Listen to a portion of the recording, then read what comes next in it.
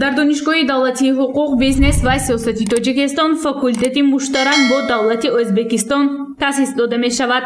дар асоси ҳамкориҳои мутақобила бо донишгоҳи давлатии ҳуқуқшиносӣ ва донишкадаи молиявии Тошканд ташкил дода шудааст. дар ин бора ректори донишгоҳи мазкур Муъмин Шарифзода дар нишасти хабарӣ ба журналистон иттилоъ дод. бино ба маълумоти вай, факултети муштараки навтаъсис аз рӯи ихтисосҳои ҳуқуқшиносӣ, ҳуқуқи байналмилалӣ, кори бонкӣ, инчунин молия ва қарз дар сатҳи стандарти ҷаҳонӣ мутахассисонро омода месозад.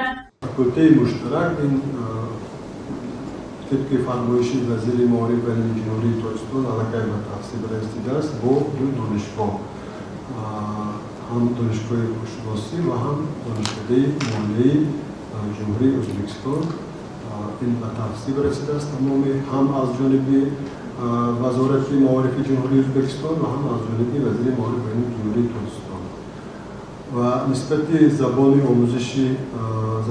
омӯзиш албатта озод аст. хоҳишмандон агар хоҳанд бо забони русӣ, бо забони англисӣ номнавис мекунанд ва баъди ба кор гирифтани ҳуҷҷатҳои онҳо вобаста ба миқдори донишҷӯён мо метавонем ки бо се забон раванди таълимро бароҳонем.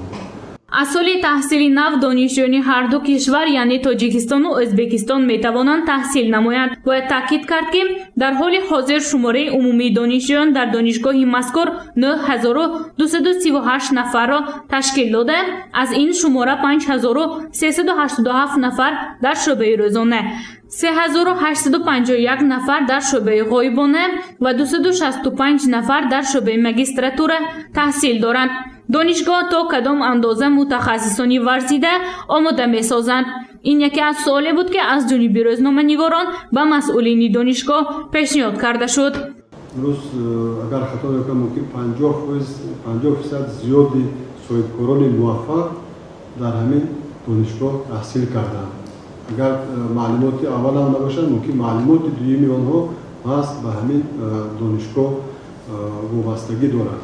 ва ман фикр мекунам ки имрӯз ҳам дар соҳаи иқтисодиёт ва ҳам дар соҳаи сиёсат ва ҳам дар соҳаи ҳуқуқшиносӣ он хатмкунандаҳое ки донишгоҳро хатм карданд бо фаъолияти пурмаҳсул ва пурмасъули худ нишон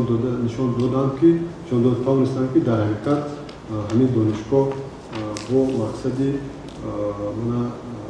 бозори меҳнатро бо мутахассисони зарурӣ хона кунодан ташкил карда шудааст ва албатта то имрӯз мақсади асосии донишгоҳ аз ҳамин иборат аст ки дар ҳамин сан бо мутахассисони варзида тайёр. шумораи донишҷӯёни хориҷӣ ки аз кишварҳои Ӯзбекистон, Туркманистон, Қазоқистон ва ғайра дар донишгоҳ таҳсил менамоянд 1500 нафарро ташкил медиҳад. бояд қайд кард ки аз ҷониби донишҷӯёни донишгоҳи мазкур ягон адад шомилшавӣ ба ҳар гуна ҳизбҳои террористиву экстремистӣ ба қайд гирифта нашудааст.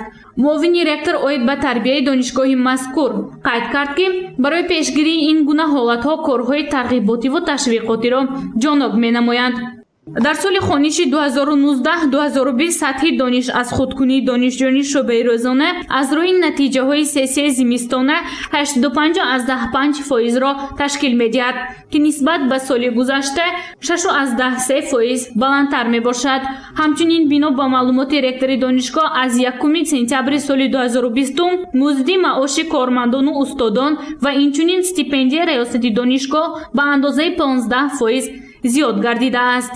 хушбахтона ин хел ҷавонон мобайни мо нестанд.